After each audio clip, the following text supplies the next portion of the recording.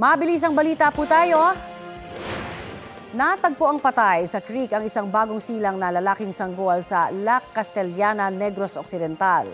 Ayon sa pulisya, walang saplot at nakakabit pa ang pusod nito nang matagpuan ng ilang bata.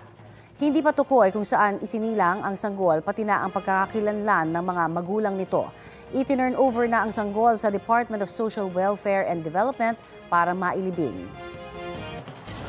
Nasawi naman ang isang lalaking nakamotorsiklo sa Igig, Cagayan nang mabangga ng tricycle. Maghahatid lang daw sana ang biktima ng pagkain sa isang buwang gulang na anak na nakakonfine sa ospital. Humihingi ng dispensa ang nakabanggang tricycle driver dahil hikahus din daw siya sa buhay. Mga kapuso, para sa mga maiinit na balita, mag-subscribe sa GMA Integrated News sa YouTube. Sa mga kapuso abroad, subaybayan niyo po kami sa GMA Pinoy TV at sa www.gmanews.tv.